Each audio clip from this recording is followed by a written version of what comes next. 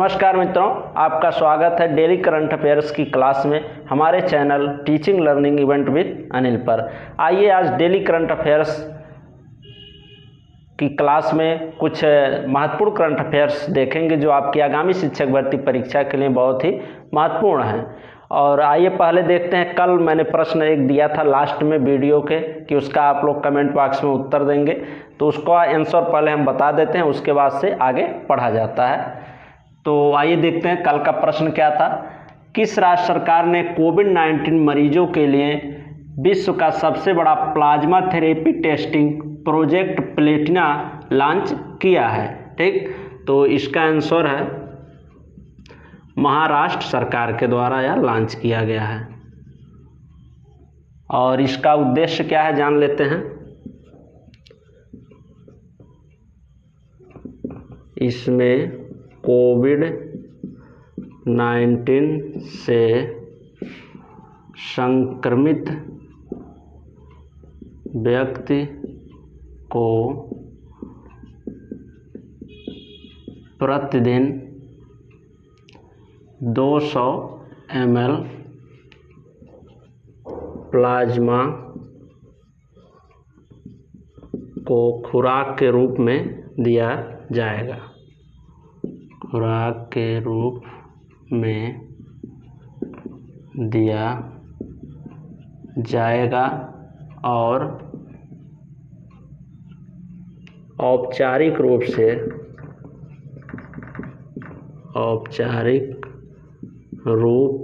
से उसकी जांच होगी। ठीक, इस योजना का यही उद्देश्य है, plasma therapy testing project Platina का। ठीक, ये महाराष्ट्र गवर्नमेंट के द्वारा शुरू किया गया है, plasma therapy testing project Platina. इसका नाम क्या है? Project Platina. इसको ध्यान रखिएगा, प्रोजेक्ट का नाम है प्रोजेक्ट प्लेटिना। के नाम से भी प्रश्न पूछा जा सकता है आपकी परीक्षा में। तो प्लेटिना प्रोजेक्ट हो गया, किस राज्य सरकार के द्वारा ये लॉन्च किया गया है? महाराष्ट्र सरकार के द्वारा। ठीक, और इसका उद्देश्य क्या है लॉन्च करने का? इसका उद्देश्य यही है, ठीक, कि जो कोविड-19 यानी कोरोना से संक्रमित व्यक्ति हैं या मरीज हैं, उनको प्रतिदिन 200 ml प्लाज्मा को खुराक के रूप में दिया जाएगा और उनका औपचारिक रूप से जो टेस्टिंग होती है उसको की जाएगी। और प्रतिदिन क्या होगा? 200 ml प्लाज्मा की खुराक के रूप में प्लाज्मा को दिया जाएगा। ठीक, इसका ही उद्देश्य है, जिससे उनको सही किया जा सके, कोरोना वायरस से बचाया जा सके। इसलिए इस plasma therapy testing project Platina का शुभारंभ महाराष्ट्र सरकार के द्वारा किया गया है। ठीक, अब रही बात महाराष्ट्र राज्य के बारे में कुछ महत्वपूर्ण तथ्य जान लेते हैं। महाराष्ट्र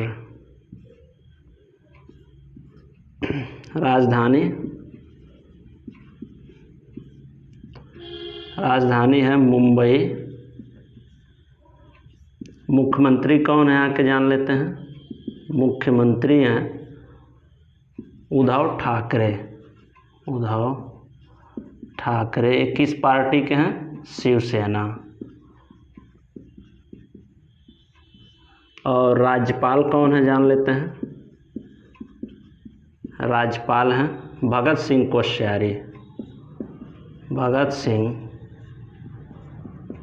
कोश्यारी। और मुख्य न्यायाधीश यहाँ के कौन हैं? मुख्य न्यायाधीश दीपांकर दत्ता है। ठीक, ये रहे महाराष्ट्र से जुड़े कुछ महत्वपूर्ण तथ्य जो आपकी परीक्षा की दृष्टि से इम्पोर्टेंट है। महाराष्ट्र की राजधानी कहाँ? मुंबई। मुख्यमंत्री उद्धव ठाकरे किस पार्टी से हैं? शिवसेना पार्टी से हैं। राज्यपाल कौन है? भगत सिंह कोश्यारी। मुख्य न्यायाधीश दीपांकर दत्ता हैं। ठीक, इसको ध्यान रखिएगा। और एक पॉइंट और देख लीजिए, बार्क का मुख्यालय यहीं पर स्थित है। बार्क का फुल फॉर्म अब जान लेते हैं, क्या होता है बार्क का फुल फॉर्म? बार्क का मुख्यालय भी क्या है? महाराष्ट्र में स्थित है। मुख्यालय बार्क का जो मुख्यालय है वो महाराष्ट्र में स्थित है। ठीक, और बार्क का मुख्यालय यहाँ पर ही स्थित है महाराष्ट्र में। और इसका फुल फॉर्म जान लेते हैं, बार्क है क्या, तो भाभा एटॉमिक रिसर्च सेंटर। ठीक, भाभा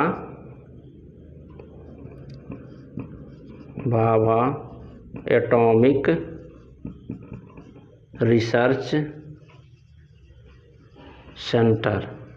ठीक, भाभा एटॉमिक रिसर्च सेंटर इसका फुल फॉर्म होता है बार्क का, भाभा एटॉमिक रिसर्च सेंटर। ठीक, ये ध्यान रखिएगा, बार्क का फुल फॉर्म होता है और बार्क का मुख्यालय भी महाराष्ट्र में ही स्थित है। ठीक, तो ये कल का प्रश्न था, इसके बारे में हमने जाना। और आज के वीडियो में भी मैं लास्ट में एक प्रश्न पूछूंगा जिससे आपका रिवीजन भी हो जाएगा और महत्वपूर्ण प्रश्न रहेगा जो अति संभावित रहेगा आपकी परीक्षा की दृष्टि से, उसी को मैं डेली वीडियो के लास्ट में एक प्रश्न पूछूंगा जिसका जवाब आपको कमेंट बॉक्स में देना रहेगा। ठीक, अब आइए आज के करंट अफेयर्स सीरियल नंबर से देखते हैं आगे। आइए देखते हैं आज के करंट अफेयर्स। ये रहा कल का प्रश्न का जवाब। ठीक, अब आइए आगे देखते हैं।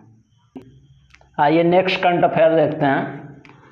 पहला है, हाल ही में कौन सा राज्य समय पर डोर टू डोर सर्वेक्षण पूरा करने वाला पहला राज्य बना है। ठीक, हाल ही में कौन सा राज्य समय पर डोर टू डोर सर्वेक्षण पूरा करने वाला पहला राज्य बना है, तो इसका आंसर है कौन सा राज्य पहला राज्य बना है, झारखंड। ठीक, झारखंड राज्य जो है डोर टू डोर सर्वेक्षण करने वाला पहला राज्य बना है।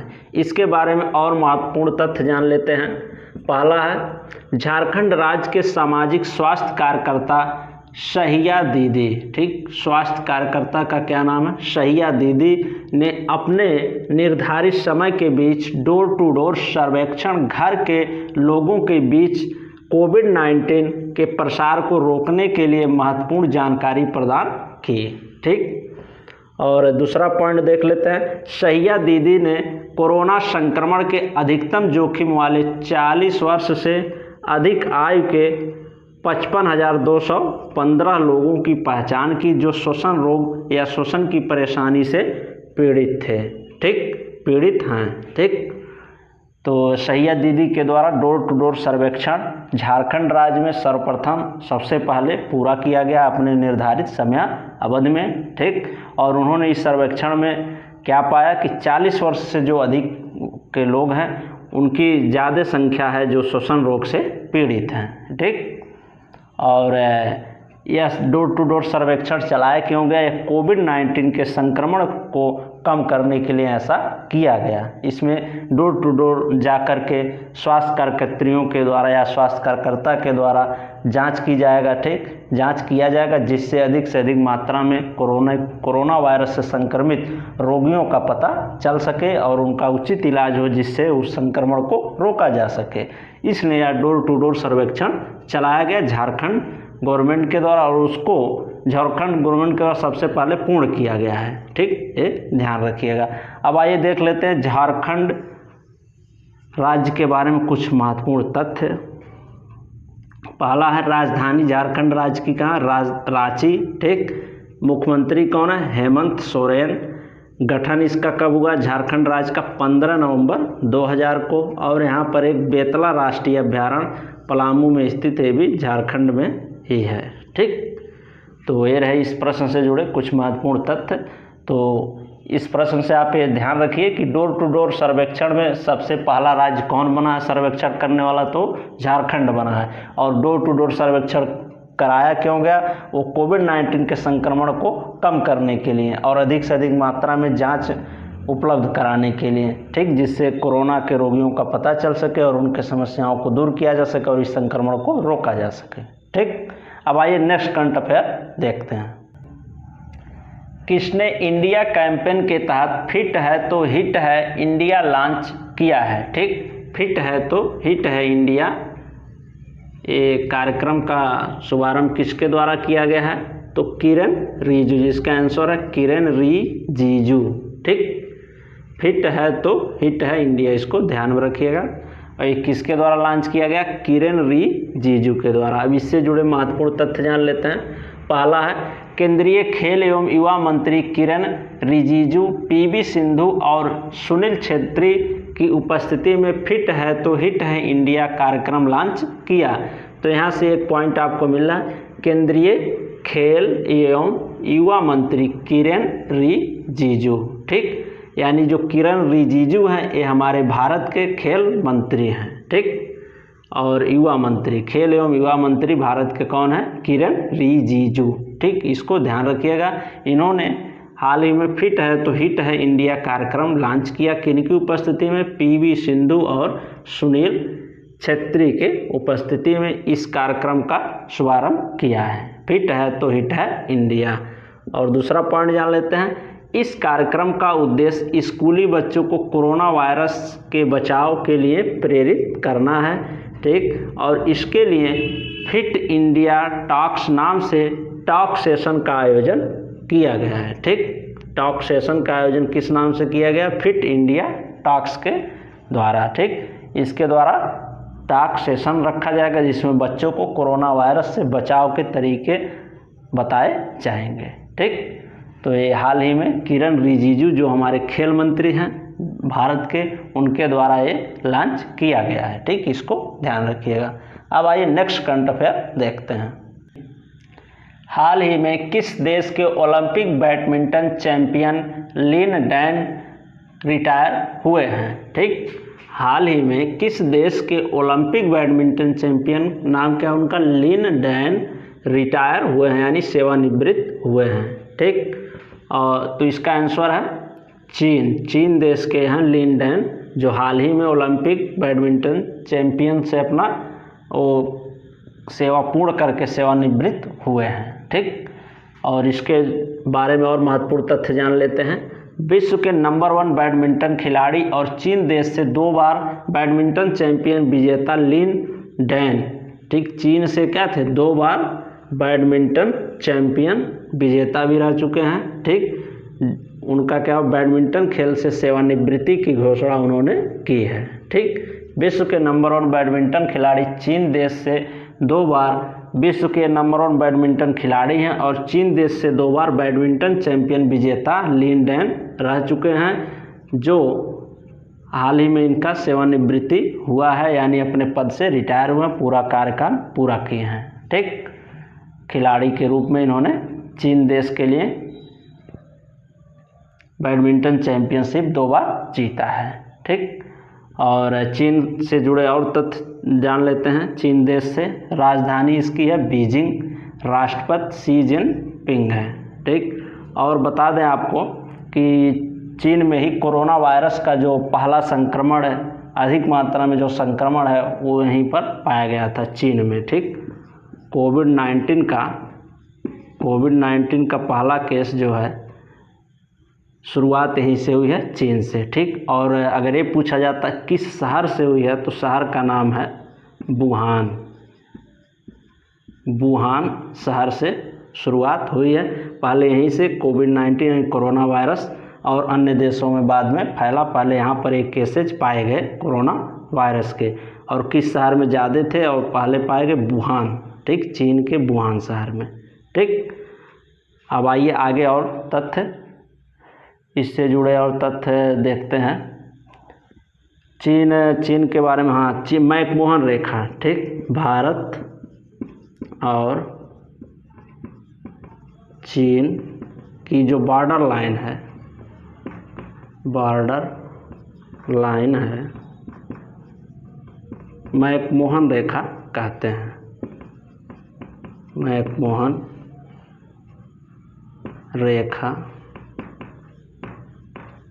कहते हैं। ठीक, इसको मैकमोहन रेखा कहा जाता है। चीन और भारत के बीच में जो सीमा रेखा है, ठीक, उसको क्या कहा जाता है? मैकमोहन रेखा। ये भी यहाँ से महत्वपूर्ण पॉइंट है, आपको मैंने बता दिया। ठीक, और यहाँ पर कोरोना वायरस का संक्रमण सबसे पहले पाया गया किस शहर में पाया गया? वुहान में पाया गया। ठीक, राजधानी बीजिंग है, राष्ट्रपति शी जिनपिंग है। ठीक, और हाल ही में यहाँ के बैडमिंटन चैंपियनशिप रहे। ठीक, खिलाड़ी कौन थे, उनका नाम क्या है? लिन डैन ने सेवानिवृत्ति की घोषणा की है। ठीक, वो रिटायर हुए हैं। ठीक, अब आइए नेक्स्ट करंट अफेयर देखते हैं।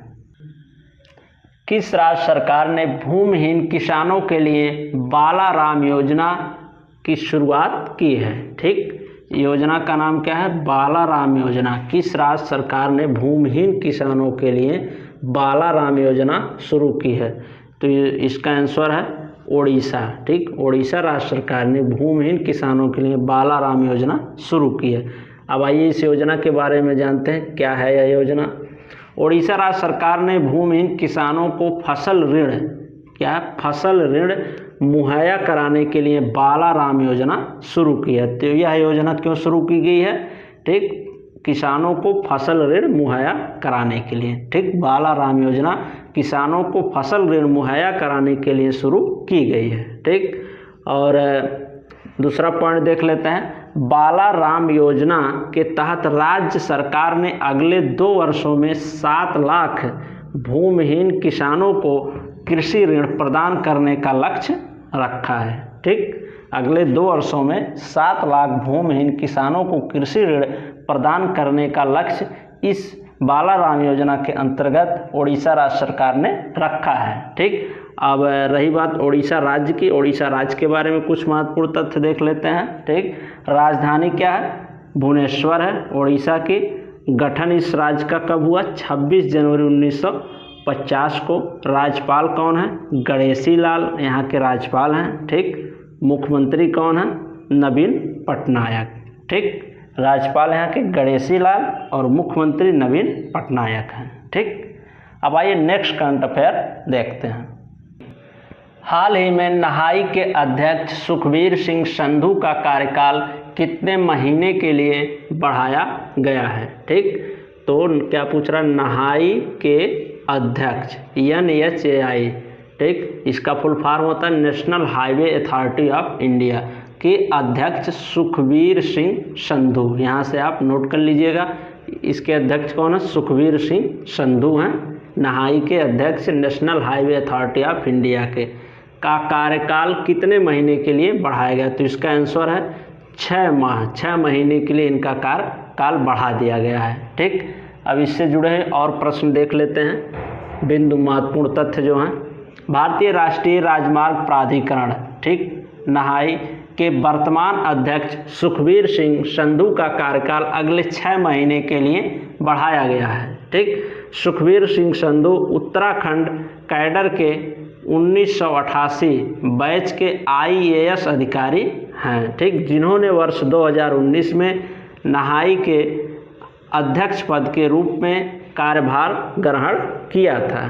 ठीक, इन्होंने 2019 में national highway authority of India के अध्यक्ष पद के रूप में कार्यभार ग्रहण किया था और ये उत्तराखंड कैडर के 1988 बैच के IAS अधिकारी रह चुके हैं। ठीक, तो जो 2019 में इन्होंने कार्यभार ग्रहण किया था अध्यक्ष पद का NHAI नहाई का। ठीक, और अब उनका कार्यकाल फिर से 6 माह और बढ़ा दिया गया है। ठीक, ये ध्यान रखिएगा।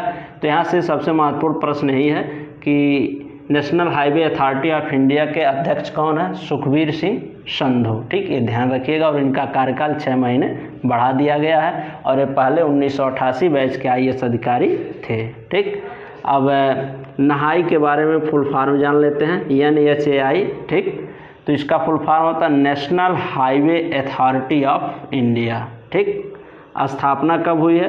1995 में। मुख्यालय इसका कहाँ स्थित है? नई दिल्ली में।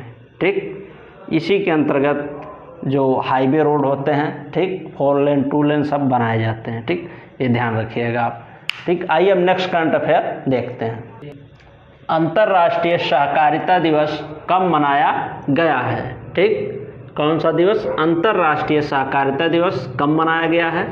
तो हाल ही में अभी 4 जुलाई को अंतर्राष्ट्रीय सहकारिता दिवस मनाया गया। ठीक, इसके बारे में और महत्वपूर्ण तथ्य जान लेते हैं। पहला पॉइंट है, यह दिवस जुलाई के पहले शनिवार को मनाया जाता है। प्रत्येक वर्ष क्या होता है? जुलाई माह के पहले शनिवार को मनाया जाता है यह दिवस। ठीक, ये ध्यान रखिएगा। और दूसरा पॉइंट, इस दिवस का उद्देश्य संयुक्त राष्ट्र सहकारिता के बारे में जागरूकता बढ़ाने के लिए अंतर्राष्ट्रीय सहकारिता दिवस के रूप में मनाया जाता है। ठीक, और इस बार का थीम क्या रहा है? Cooperative for climate action. ठीक, इस बार का 2020 का सहकारिता दिवस का थीम रहा है। ठीक, तो यह दिवस मनाया क्यों जाता है?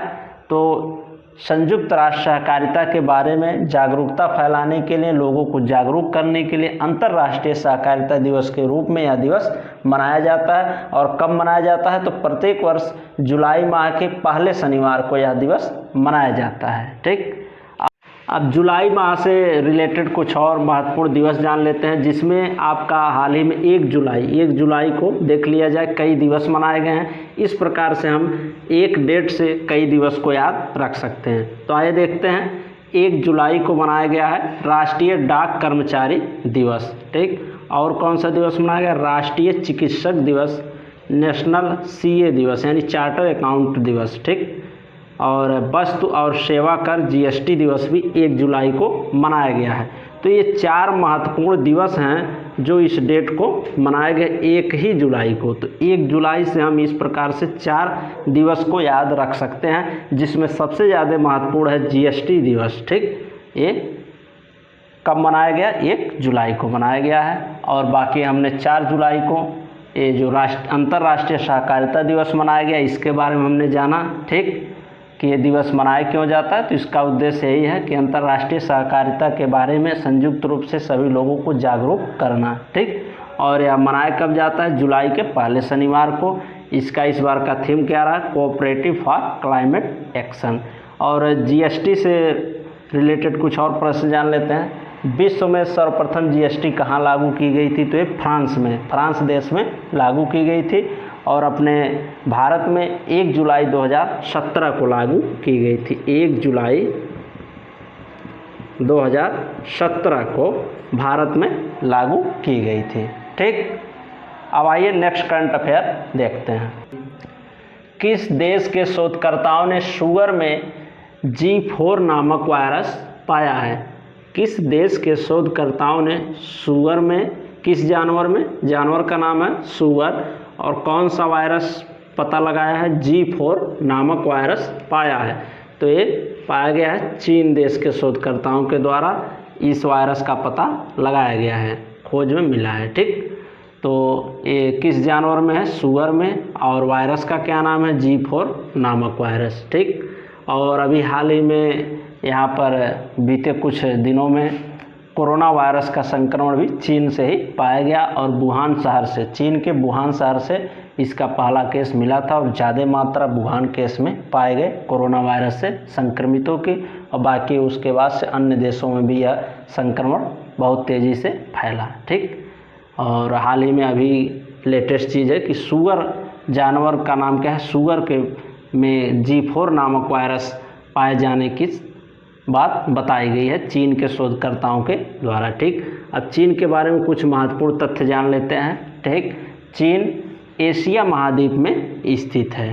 ठीक, और चीन और भारत के बीच इंटरनेशनल बॉर्डर लाइन को मैकमोहन रेखा कहते हैं। ठीक, जो सीमा रेखा है भारत और चीन के बीच, उसको मैकमोहन रेखा कहा जाता है। ठीक, और चीन जनसंख्या की दृष्टि से विश्व में प्रथम स्थान पर है। ठीक, ये भी ध्यान रखिएगा, इम्पोर्टेंट पॉइंट है।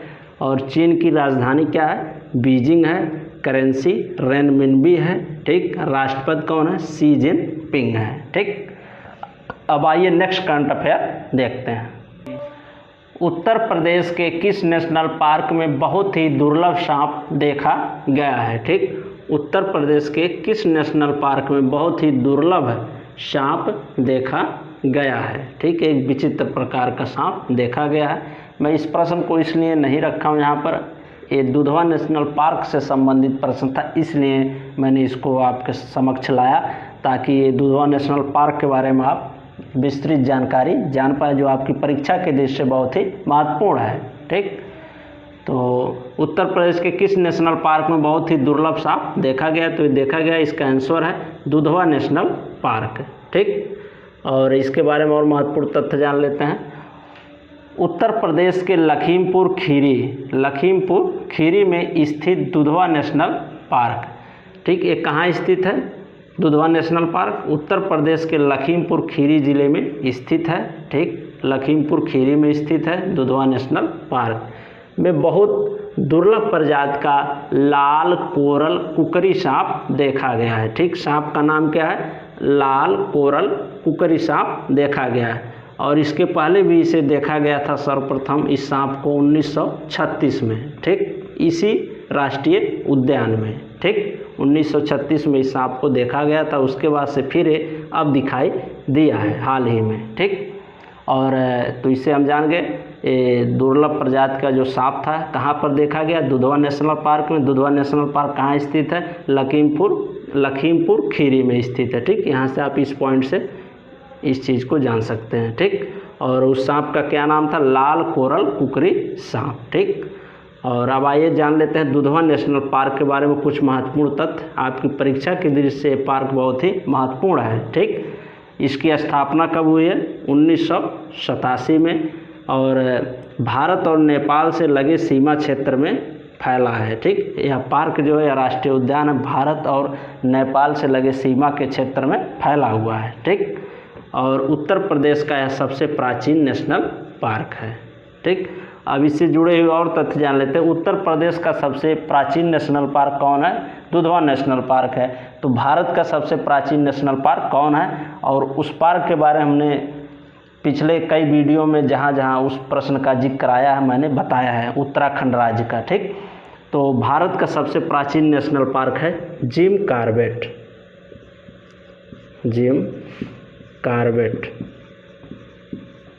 कॉर्बेट नेशनल पार्क जो वो भारत का सबसे प्राचीन नेशनल पार्क है, ठीक। और उत्तर प्रदेश का सबसे प्राचीन नेशनल पार्क दुधवा राष्ट्रीय उद्यान है, दुधवा नेशनल पार्क है, ठीक। और इस जिम कॉर्बेट का प्राचीन नाम भी जान लेते हैं, हेली नेशनल पार्क इसको प्राचीन में कहा जाता था, हेली नेशनल पार्क, ठीक। यह कहाँ स्थित है, उत्तराखंड में है, ये आप ध्यान रखिएगा, ठीक। और इसकी स्थापना कब हुई थी, 1936 में इस पार्क की स्थापना हुई थी, उत्तराखंड में स्थित है, ठीक।